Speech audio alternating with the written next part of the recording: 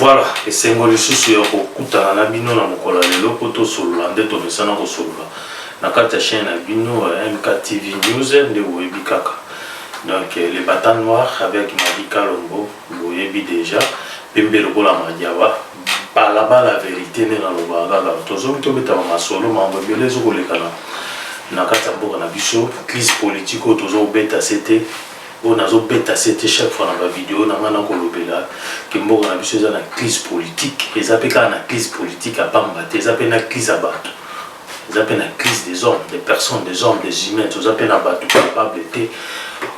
capable te bato sérieux te bato honnête te ba patriotique te to ana bango te ba oyo lelo batelema pona Congo baza na likolo baza ko occuper ba poste minene pour bazwa ba décision moko na faveur ya mboka na bango moko bazo ko kate mais bazo tala mingi kama na bango to kolobela mamango to kolobela mambo belé na kata chaîne na biso hôtel biso pour la première fois n'hésitez pas à s'abonner des alakaka so s'abonner comme ça na tout qui cloche à notification c'est vraiment très important votre album chaîne de cloche à notification ainsi ça na mingi so yo s'abonner au cloche à notification c'est très important dans sens ninki so ko activer cloche à notification à chaque fois tu publier vidéo mbamo aux message que non MKTV News a publié qui vidéo bando raté vidéo bando raté vidéo te mbamo ton to publier on lelo peka kana mbamo ba oti no message que non direct qui déjà MKTV News a publié vidéo mbamo ko tali yango c'est vraiment très important ya ko tia cloche à notification. Voilà to ko kende na mbango to beta masolo na biso aba ko beta masolo na biso na koluka na kutela bino mo musique moko na sepe na musique ya frère na biso JF Fonge ezali kambo moko donc tango ça azana don nzamba PC ya ko composer très facilement puis banzembo na eza banzembo za ba message alors na oka kinzembo wana na lobaki maki fona tsanzembo wana na tsa vocal nzembo wana na tsanzembo wana na émission na sala vraiment ils ont comme introduction ils ont comme intro il y a émission na biso donc restez branché na chaîne na bino bola na nzembo na zo biso ya na hote mais vraiment na ko recommander la na opeza nzembo moko ya Nzambe eza na leçon na kati vraiment eza na lité na kati za nzembo mokuse bola na yango tozozonga po to continuer na ba sujet na biso ya lelo kwa Alléluia. Motote yebi mokolo Yesu akozonga motote yebi mokolo Masia akozonga motote yebi jour à fin du monde motote yebi jour mokili ekokufa yango Yesu alobaki bokanga makaka na ngai po basakoli ya lokuta bakobima ebele na matia ya lokuta pona kobangisa bino kondima ya bato mingi ekokwisa makasi oya kotikala fidèle na ngai ya kobika moto aza kaka moto kangama nde na Nzambe nyonso ozomona na mokili ezali course au pouvoir bamboka eza kobunda bazoluka na yango nde les premiers rien à voir avec Dieu rien à voir avec Dieu technologie ekosa yo te rien à voir avec Dieu rien à voir au vaccin pékosa yo te rien à voir avec Dieu rien à voir avec avancement moninga kosa yo te rien à voir avec Dieu rien à voir avec Dieu moto moindo kaka jalousie rien à voir avec Dieu rien à voir oh moto moindo créateur rien à voir avec Dieu rien à voir avec Dieu ah ouais oyango Yesu alobaki bokanga makaka na ngai po basakoli ya lokuta bakobima ebele na matia ya lokuta pona kobangisa bino kondima ya bato mingi ekokwisa makasi oya kotikala fidèle na ngai ya kobika moto aza kaka moto kangama nde na Nzambe oyo ozomona na mokili ezali course au pouvoir bamboka eza kobunda bazoluka na yango nde les premiers rien à voir avec Dieu rien à voir bato yo Yesu akufela bato Yesu akufela bien-aimé bazaka ya kobika bien-aimé ozomona mokili ezala ngo course au pouvoir bamboka eza kobunda bazoluka ndani yango nde le premier bazoboka na bamaladi bamisusu mpe bake koluka vaccin nango so yo ozobanga nini fin du monde non le comité bien aimé dans le Seigneur nana zokosa yo avant fin du monde ekoma il faut ba chrétien balongwa il faut masia zonga nana alléluia il faut enlèvement et salement après toza na grande tribulation pe koya pourquoi bazokosa yo ozomona ezaka mupepe ekoleka nango bien aimé dans le Seigneur ba ebola ba maladie ndenge na ndenge bien aimé bango moko basala kango toza na monde bana na satana oyebi yango te yango Bible lobi po aza kati na yo aleki oza na mokili azosala musala na ye ya ko détruire abandi yango lelo te abanda ngo kala oh bien aimé dans le Seigneur alléluia yango kangama na Yesu tika kolanda ba faux prophète kangama na Yesu jamais Satan akoka mwana nzambe alléluia moto te ayebi mokolo Yesu akozonga ye moto te ayebi mokolo Masiya akozonga ye moto te ayebi jour à fin du monde moto te ayebi jour mokili ekokufa yango Yesu alobaki bokangama kaka na ngai po basakoli ya lokuta bakobima ebele na matya ya lokuta mpona kobangisa bino kondima ya bato mingi ekokwisa makasi oyo akotikala fidele na ngai ya kobika ye moto aza kaka moto tangama nde na nzambe nyonso ozomona na mokili ezali nde kuso pouvoir bamboka eza kobunda bazoluka na nyango nde le premier rien à voir avec Dieu à lumière rien à voir avec Dieu bangala tangi na ngai rien à voir avec Dieu rien à voir avec Dieu Pierrot Mbaluza wapi rien à voir avec Dieu mamaye rien à voir oh maika mandrandel kozonga kini te rien à voir avec Dieu rien à voir oh bato yo Yesu akufela rien à voir avec Dieu aïe aïe rien à voir avec Dieu.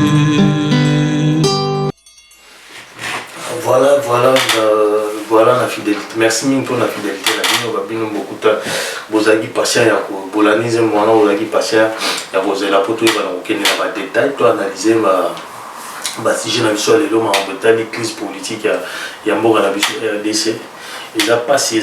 peu mawati toujours les kabouis ba voix qui crie dans le silence du désert toujours ça ba vidéo chaque jour pour na ko la musape pe congolais kolamusa peuple congolais pour ko beta sete na façon na lolenge oyo bato biso tozo ko nommer tozo tcha bango na ba parlement na po balobela biso mais bango bazo kende kuna pour juste pour s'aventurer pour na otala ba mabumu na bango voilà dozo mona makambo moko tezo ko marcher na kati ya mboka na biso depuis longtemps depuis que nous sommes nés depuis que moi personnellement depuis que je suis né donc passe na passe passe na passe pour biso zozaba na série 8 passe na passe banda to botami c'est moment exact to koli na ba passe to botami na passe to zokola na passe ba problème ya ba politique to yeba mo depuis vraiment très jeune ti lelo to nzamba temi a telemisi biso to banda kolobela parce que trop c'est trop to ko ba notika la té des groupes de gens des groupes des individus moko boye baza 50 500 kosoba combien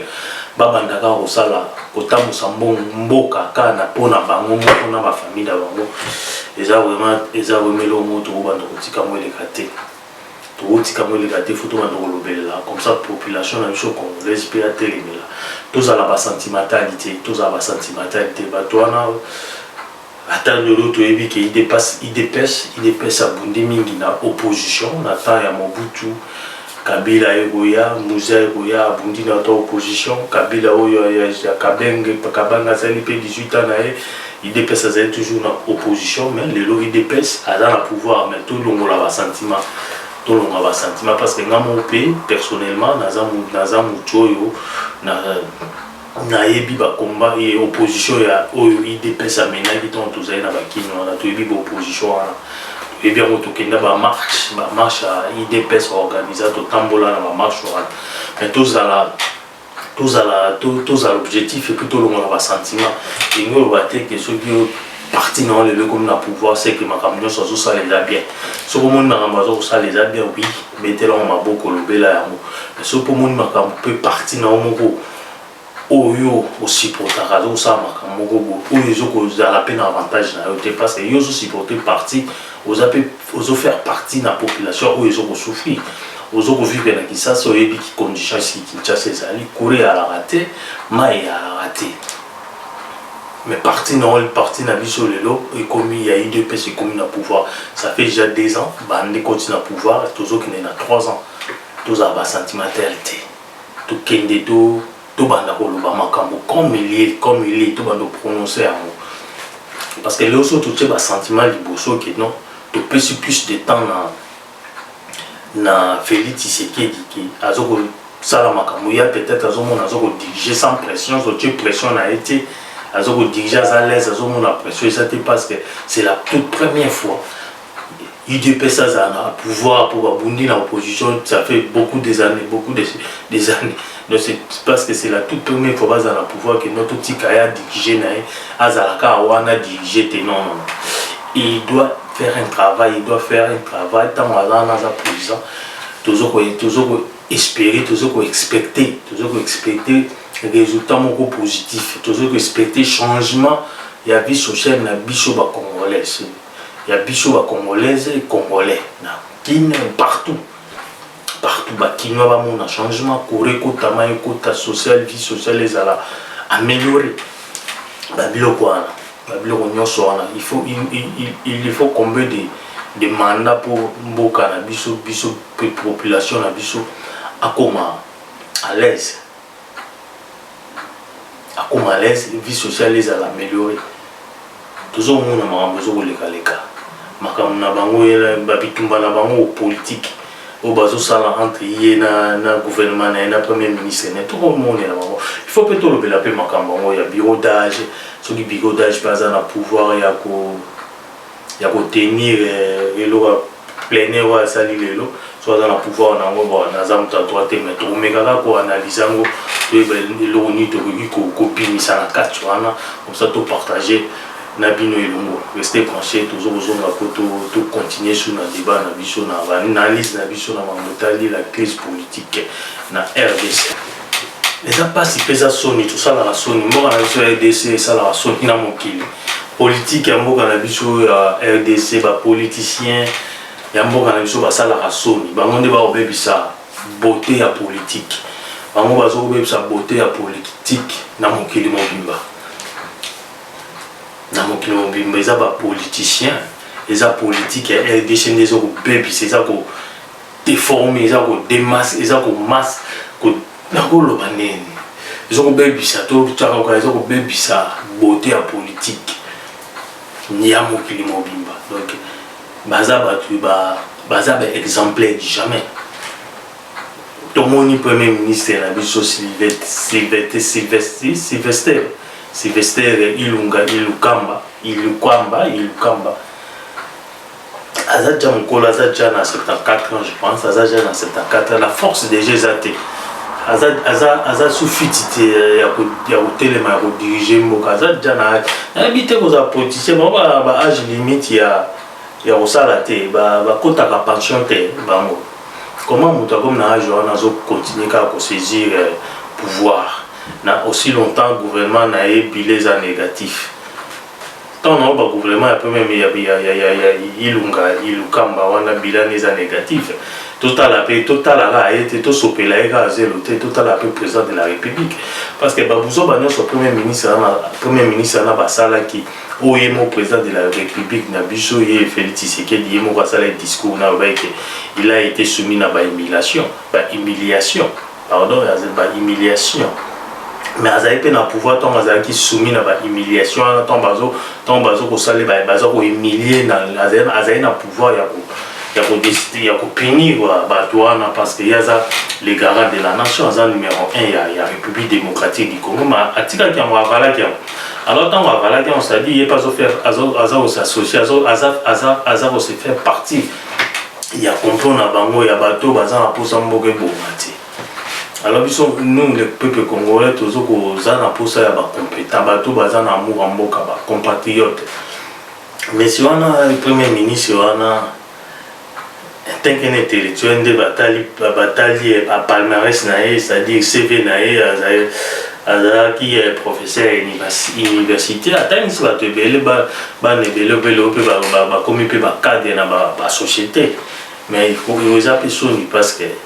si ba comme azela ko ba comme na niveau oyo ya ko kende ki ba destituer na parlement à kokai normalement kokai ko comme tina niveau na étant qui était intellectuel et puis tant que à tel péage naé normalement il devait démissionner depuis longtemps. Mais pourquoi Azo il n'a pas démissionné tu éviter le nini Azo ko boy la ko démissionner tout comme Donald Trump a mis balé après l'élection à l'ingité ou à l'ingité comme Maison Blanche était même à Maison Blanche ils ont eu banalité à l'ingité les appels n'engagent moko na monsieur Sylvester Ilunga Lukamba il est pas il n'a pas démissionné bon à ta personne qui a démissionné. Bon, pour ça va passer 24 tout le monde va passer 24 on a 24 ans et qu'on a communauté alors on va démissionner qu'est-ce et le bonnet négocier ce et après bon ce qui se passe limite avant de 24 ans on va passer à démissionner et après parce que 3 ans déjà en réseau qui n'est n'a pas ventir tout le monde va ventir ba biloko yo ba discussion débat biloko ça la discussion ça les gens juste pour la maintenir ça juste pour la bango baza la poste baza la payer bango bato na baza la payer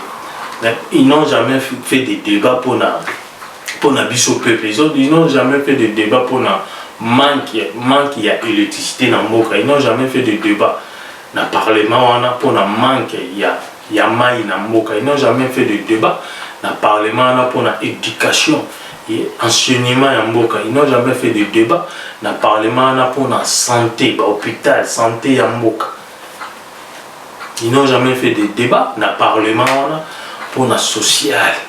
ya vie ya ba congolais bango na parlement juste ba leva ba mention so ki tali makambo mabunu na bango et makambo zo kende na ba intérêt na bango moko mais intérêt na bango mona ya ba famille na bango ba salaire na bango balingi basala mwa eloko wana ya mbangu bigodage 12 millions wana balobeli on a parlement batenir en débat et ça c'est débat tina suka nango finalité malgré pe bato bayimaki que 12 millions lekebele mais finalité ils ont eu cet argent ils ont eu cet argent là un mois pe kala mingi te le 3 je pense il faut nommer bureau définitif journée ni ba député wana ba kolobela makambo social journée ba kolobela makambo ya enseignement journée ba ko débattre makambo ya ba occupation na kati mboka na biso na kati l'est journée ba ko débattre makambo ba liwa ya bato ba kufa pendant ba marche journée ba ko débattre makambo ya zando ndenge ba maman lelo ba benga bona zando pesa otegezate malgré ba pousser ba raison bazoko nettoyer ceux qui nettoyer ceux qui tonga bazo nettoyer mais est-ce que procédure wana basaleli yango et c'est le wana les na parlement c'est pas vendre na parlement ba solola ba ebalo ni to sala pour ko sécurité pe vie sociale ya ba maman ou ba maman na ba wana za vie na bango za vie na bango tant yo kolongola bango na temps combien de délai pour combien de temps place nous no bango mesure d'accompagnement nini bopesi mpona bango bopesi bango ba quelque chose na main oyo esalaki non survivre na temps oyo bino bozosala misala na zando wana point d'interrogation yango problème ya mboka na biso yango wana il y a des gens bazomona question aza na poste wana il peut prendre des décisions seules sans contacter sans eleka na parlement les organisations que yo gouverneur à ville aux en idée au sala et le moko boy même bon ko bimbo ya idée mbongo finance mbongo ya idée aux en ngo ko bima wapi na gouvernement il faut expliquer quand même au chat oui na idée non to expliquer la qui s'y peut ba mesure d'accompagnement nango faveur ba temps ba direction comme vous en la poste nango budget bima au sala ndeni les gens combien de temps bato yo zo longolana au chat bango wapi so débattre moi ce que vous convaincre ni wana mobimba voilà ba pesio autorisation et nous le baté soza gouverneur ya ville ya Kinshasa que aujourd'hui décision normalement on a décision d'autorisation normalement ko salia mon demolini ba vie pe ya bateau aux dérangeants na bateau pe baza ou mériter pe quand même du respect ko traiter bango te na lokola bateau moko ba nyama sinon l'obligation dans une décision ba olonga ba question ba vana ba zela titotonga mais aujourd'hui c'est zelo boni les gens pour na biso bato ndenge ni tozana bango ba dirigeant ndenge ni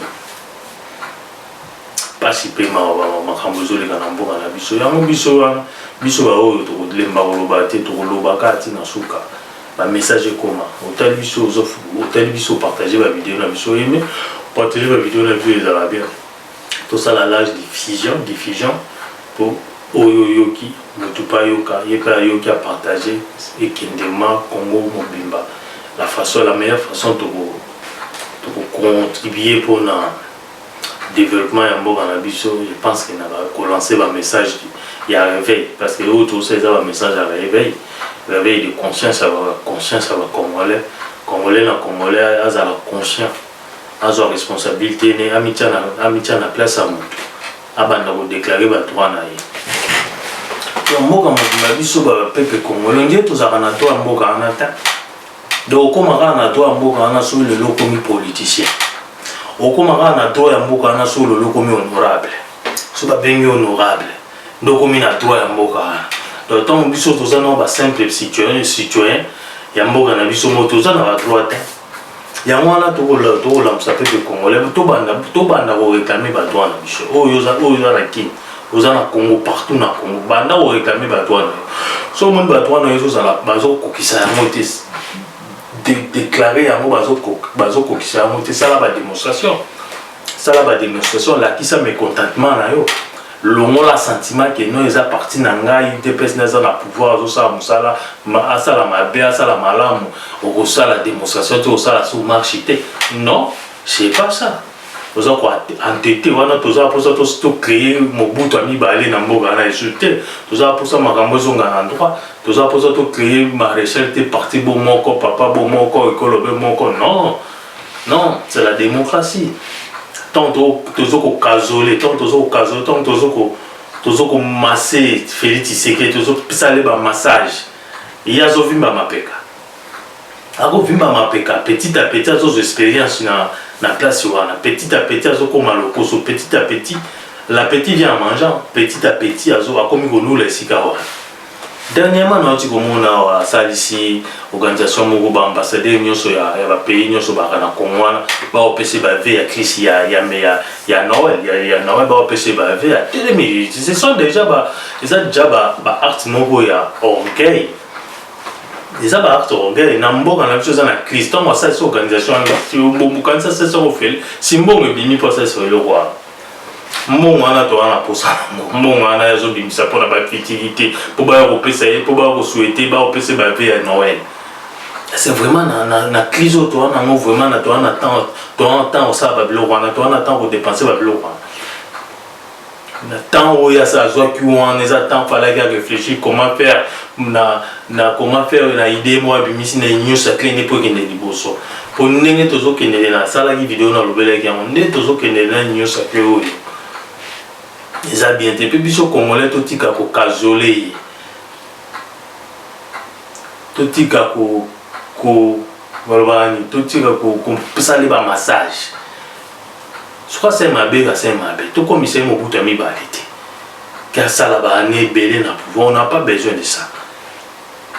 tant on to ça ba né belé na pouvoir bon on déplace mboka bébé déplace mboka na biso ba ndai ko be ba mo bon on a besoin de bébé et puis tant aux autres tant où yazo sangisa ba miyibi wana nyoso ba ibaki na sera FCC wana tant azu ba moko tsi ba mona tant azu ba mo ba s'adhérer tant ba s'adhérer na nyoso que de la nation wana bato wana ce sont des voleurs ils en a bato mususu bazo ba place na bango bazo ko mériter baza na minito ba na prison surtout ina mboka moko organisé tozo ina mboka moko vraiment mibeko sala et salaka ba mebele ya ba ministre wana na minute au fubaza na ba prison voire même à tant gouverneur na bino ya Kinshasa oyo il y a ce maman Mbazandoa. Il est déjà dans la palmarès, c'est un criminel à Boma, tout le temps, il est gouverneur, il y a Yumbi. Jingobila. Comment Moutaza Sasa Boma Batu, déjà palmarès, c'était un assassin à Boma Batuna, tant il est gouverneur à Yumbi. Vos yeux sont bonnommés, vous êtes gouverneur à Ville à Kinshasa. Alors, Moutouana, Ngobila, place Nae, ils sont en prison. Na ba crime ça normalement na minute au pays pays a droit au justice c'est ça la minute au place ni faut ça en prison maintenant azar homme libre azar au lieu sous mon gouvernement azar continuer sous quoi piser na ba congolais azar continuer sous ba décision mon on dirait ça na top ya mboka na biso on dirait ça na top mboka na biso zo décision bongisa mboka bongisa zando c'est pas une mauvaise chose. Mais mes musiques d'accompagnement, quand même, bateau, noté quand on a bateau. Oui, une situation avec l'État, une situation on a besoin des arcs, des bateaux vivants. Les gens se débrouillent, bateau, on a besoin d'un bon côté que l'État peut savoir, on doit lire. Tant qu'on a une décision, on a maman pour longtemps, il faut que ça soit une mesure d'accompagnement. Quelque chose, on peut savoir quelque chose à tabac vivre. Nathan où on va la Libanda, Nathan où on va te Nathan où on va vendre na banda. Bazana babana na bango quand même. Comment tu vas traiter bateau quoi banyama? Mbalamo balonge mbalamo ba etina suka na mona pe zando mona suka eloko salamite. Ok, place ya muto ana gentini ngombila gobila, place neza na prison. Place neza na la gouverneur à ville Kinshasa te. Boza déjà na palmarès mais comment ça? Toza na client na zolo bato na crise politique et puis toza pe na crise à bato. Et là, ils ont la crise à battre. Attends, tu as sali crime. Bah, ils ont ça à la poste. Bah, on peut se faire à la poste. Ça dit, tu as une crise à battre. Tu as sous basate à remplacer à battre. Que il y a ça qui crime to kanga et to tiens la prison. Comme ça, tu sors remplacer à zate. Donc, tu as une crise à battre. Des nazolo battre. Tu as une crise à battre. Pas si peu ma attend tout ça babilo babo. Pas si peu ma attend tout le monde en mort à la biso. Ndenge zo tambola. Ndenge na lobika tu as posa mo buta mi ba l'été na mort à la biso. Façon de Namboka, façon déjà la population congolaise, IDPS déjà la majorité, parti moko, parti moko populaire dans la République démocratique du Congo, to boité. Soga Salim Abe, bon marché, puis Soga Salim Abe, bon lobelaï. Bolobela et pour Mboka eza ya yeti Mboka eza ya IDPS-PT Mboka eza ya ba Congolais la République démocratique du Congo Mboka eza ya IDPS. On doit avoir l'opposition dans Mboka pour Félix Tshisekedi à nous rendre compte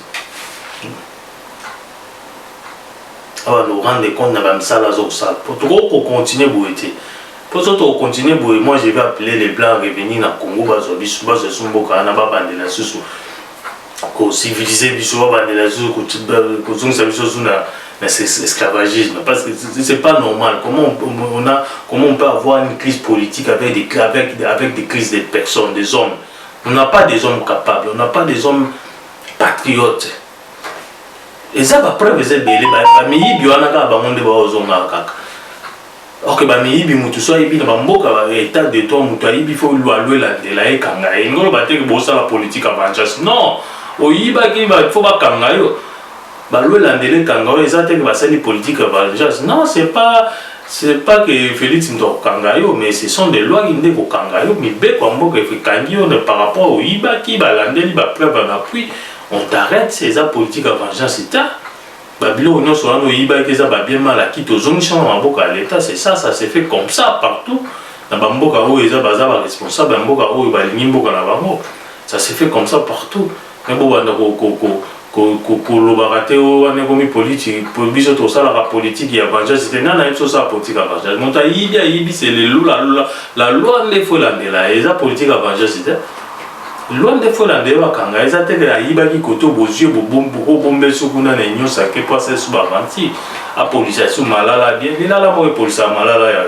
il a le pour la mort police malala bien et là pas si peu mawa donc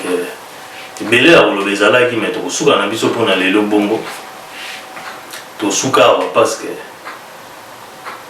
total avancement ya bato nde bakende na biso tolandela bango tozala toujours éveillé peuple na biso congolais so tout le monde ça ne va pas on doit faire des démonstrations tout nde na bi kaka tolongola ba sentiment tobanda kosala ba démonstration soki te lelo eza te kura ezalaka te mai eyalaka te kura eyalaka te mai eyalaka te nzela eza te mbula soki bote beti na Kinshasa désastre nde balobaka baguerre na este kuna bamama violé bana bakokufa chaque fois baolala bien te toa na barage ya inga ezokoproduire bacourant na bapays mosusu Afrique babiloko wana bapilon basinga ezokoleka ezokenda bamozambique bakongo brazzaville mais biso moko barage eza na mboka na biso moko kure alaka te est-ce eza normal pourquoi non koservir eloko esali na mboka na bino servir no bana mboka te ezoservir bana libanda bato ya libanda bon soki mpe ezoservir bato ya libanda bato wana bafuta mbongo na basadi ipaye ntango bafutaka mbongo wana ekende wapi point d'interrogation babilo nyonso wana tobandozwa éclaircissement clarification mpe za transparence quand même vous dirigez un pays où il y a des personnes vous avez transparent dans la population, vous avez transparent dans le peuple quand même. Vous ça peuple compte rendu. C'est-à-dire quoi, vous disiez pays on s'en fout, je vole, personne ne va me suivre. C'est quel genre de personne là? Conscience et à tête. Parce que nous avons bâti mitema, yabino bâti ma banga, yabino mitema zarana ba géno comment? Quel genre de personne? Quel genre de dirigeant? On habite dans la crise politique, dans la crise à battre. Les gens qui n'aiment pas leur propre pays. Les gens des inconscients. Donc, personne ne monter ma banque et aller. Personne ne monter ma banque et va dans la géno. Passe paiement MKTV News pour la première fois. N'hésitez pas à vous abonner. Vous partagez la vidéo dans la vidéo. Si vous avez la vidéo, vous avez un commentaire. Pour répondre aux commentaires, vous avez j'aime et ça va bien. Partagez la vidéo dans Facebook, dans message, dans TikTok. Na Twitter, tout ça la large diffusion et voilà bien la vidéo ça qu'on a battre la bicho bye.